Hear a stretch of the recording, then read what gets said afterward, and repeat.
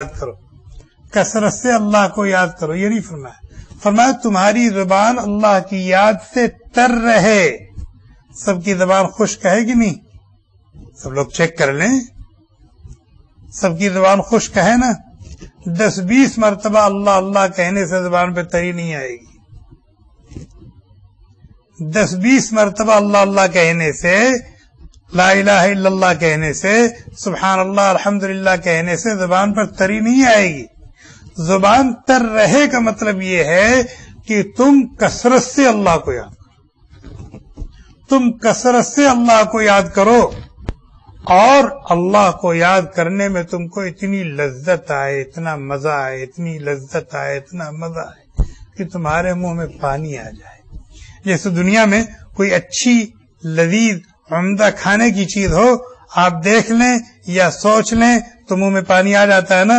کہتے یار میرے منہ میں پانی آ گیا، میرے منہ میں پانی آ گیا. کیا مطلب؟ میں نے وہ چیز کھائی نہیں لیکن اس کی لذت محسوس ہو رہی، اس کا مزہ محسوس ہو رہا ہے.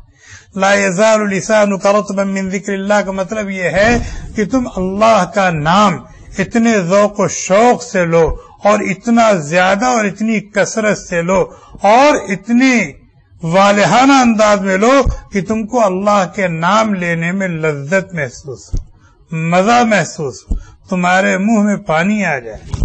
بعض اللہ والوں سے سنا ہے، کتابوں میں پڑھا بھی ہے کہ وہ کہتے میاں کیا بتاؤں، جب اللہ کہتا ہوں تو میرا منہ میٹھا ہو جاتا ہے، جب اللہ کہتا ہوں تو میرا منہ میٹھا ہو جاتا ہے. رسول اللہ کھاتے ہیں نا، منہ میٹھا ہوتا ہے نا. رسگلہ میں مٹھاس کس نے رکھی ہے؟ کھجور کھاتے ہیں، منہ میٹھا ہو جاتا ہے، مٹھاس اس میں کس نے رکھی ہے؟ سیب کھاتے ہیں، سنترا کھاتے ہیں، لذت محسوس ہوتی ہے. یہ لذت و ذائقہ اس میں کس نے رکھا ہے؟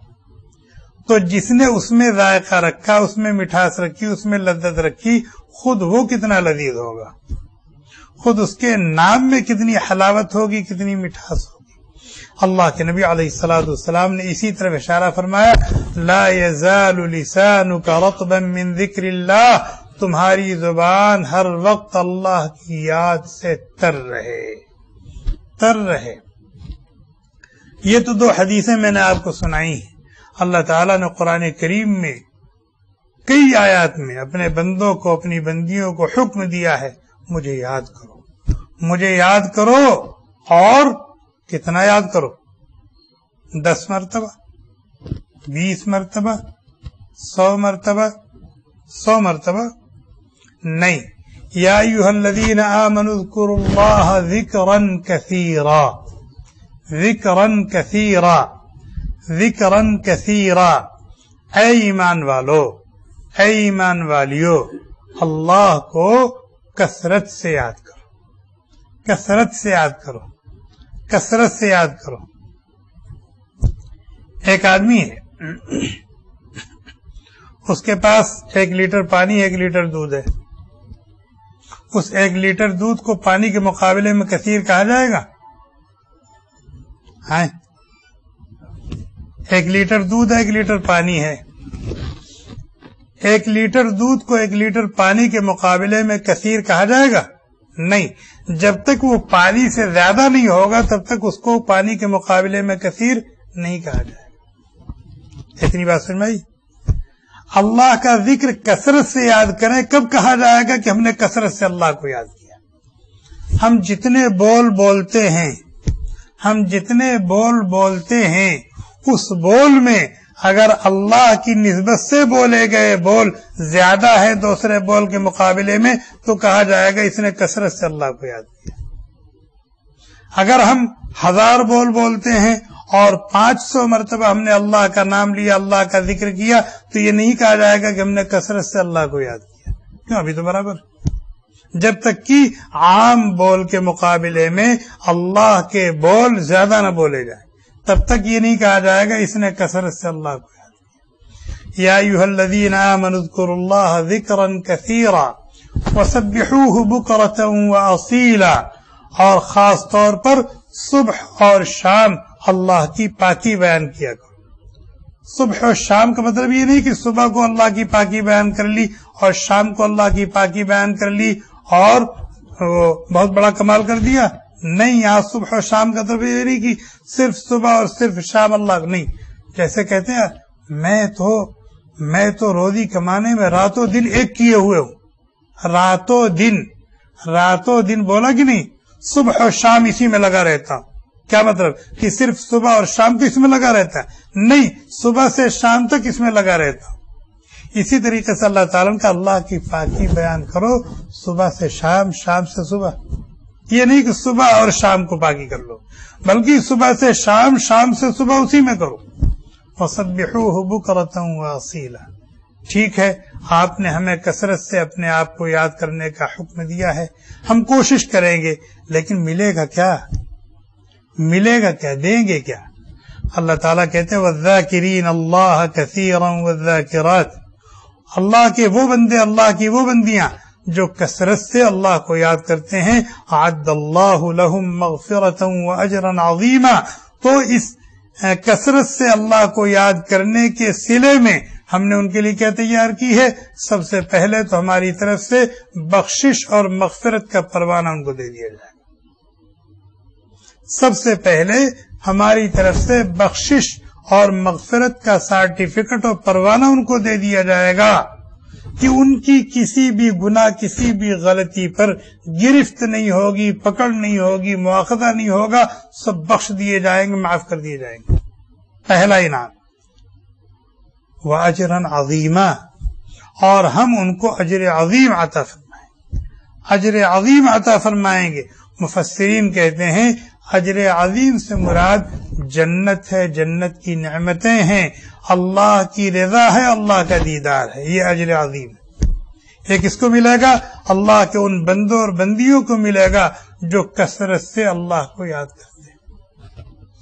یہ تو دو انعام یہاں قرآن میں ذکر کیا ہے، لیکن علامہ ابن قیم رحمت اللہ علیہ نے اپنی کتاب میں یاد الہی کے 100 سے زائد فوائد بیان کیے. کتنے؟ 100 سے زائد فوائد بیان کیے قرآن و حدیث کی روشنی میں. اور اللہ کو کثرت سے یاد کرنے کا ایک فائدہ نقد، وہ کیا ہے؟ کون بتائے گا؟ کہ جب کوئی اللہ کو یاد کرتا ہے تو اس کا نقد، انعام اور بدلہ اس کو ملتا ہے کہ اللہ تعالیٰ اس کو یاد کرتے ہیں. اللہ تعالیٰ اس کو یاد کرتے ہیں. وہ فرش پر یاد کرتا ہے اللہ کو، اللہ عرش پر یاد کرتا ہے اپنے اس بندے کو، اپنی اس بندی کو. وہ اپنے دل میں یاد کرتا ہے، اللہ بھی اپنے دل میں یاد کرتا ہے. اگر وہ مجمع میں یاد کرتا ہے تو اللہ تعالیٰ اس کے مجمع سے بہتر فرشتوں کے مجمع میں اپنے اس بندے کو یاد کرتے ہیں. اور یہ بات اللہ نے قرآن میں کہی، فَاذْكُرُونِي أَذْكُرْكُمْ، فَاذْكُرُونِي أَذْكُرْكُمْ. تم مجھے یاد کرو، میں تمہیں یاد کروں گا. تم مجھے یاد کرو، میں تمہیں یاد کروں گا. جب اللہ تعالیٰ نے خود کہا ہے تو ایسا نہیں ہو سکتا کہ بندہ زمین پر اللہ اللہ کہہ رہا ہو اور اللہ تعالیٰ فرشتوں میں اس کا چرچا نہ کر رہے، اس کا تذکرہ نہ کر رہے. اور جس کو اللہ یاد کرے.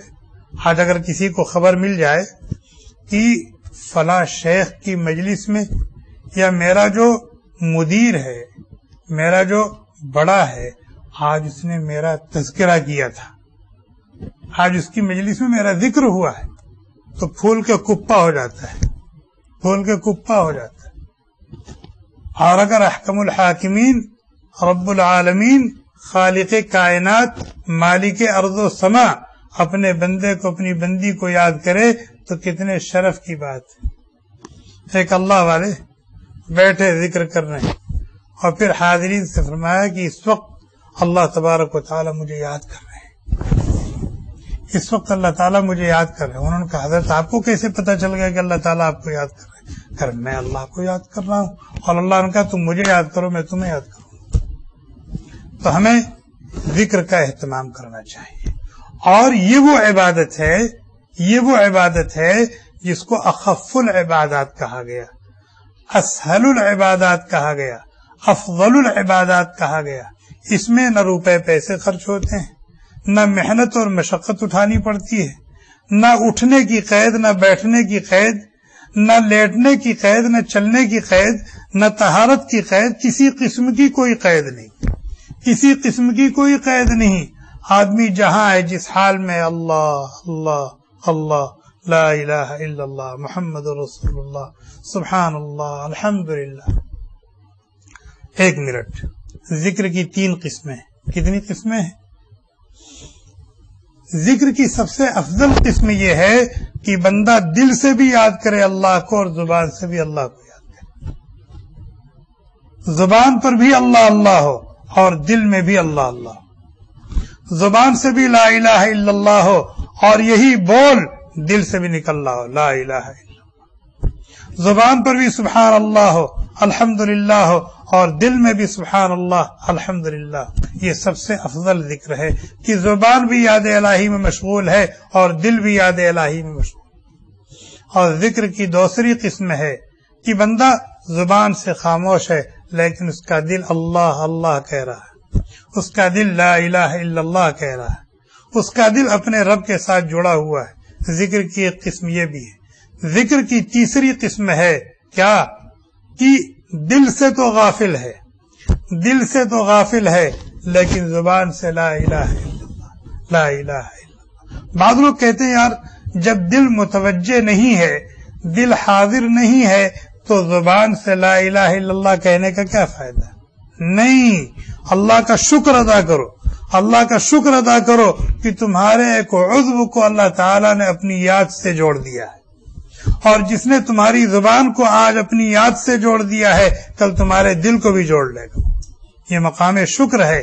یہ کبھی نہیں سوچنا چاہیے کہ نماز پڑھنے کا کیا فائدہ، ذکر کرنے کا کیا فائدہ، تلاوت کرنے کا کیا فائدہ. دل تو حاضر ہی نہیں رہتا، دل تو متوجہ ہی نہیں رہتا. نہیں، بہت فائدہ. ہاں کوشش کرو کہ جیسے زبان سے اللہ اللہ کہہ رہے ہو تمہارا دل بھی اللہ اللہ کہے.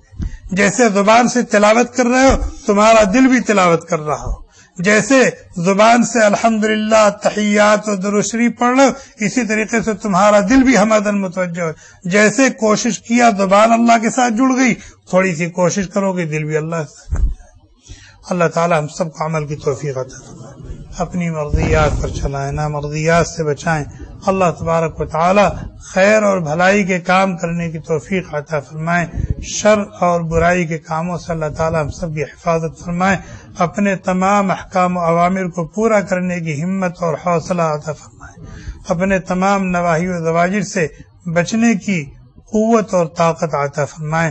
اللہ تبارک و تعالی ہمیں توفیق دیں کہ ہم اپنے دل سے بھی اللہ کو یاد کرنے والے بنیں اور اپنی زبان سے بھی اللہ کو یاد کرنے والے بنیں اور ہمارا شمار الذاکرین اللہ کثیرا والذاکرات میں ہو جائے. اللہ تعالی ہمارے اس کہنے سننے کو قبول فرمائے. سبحانک اللہم بحمدک ونشہد ان لا الہ الا انت ونستغفرک ونتوب الیک. سبحان ربک رب العزة عما یصفون وسلام علی المرسلین.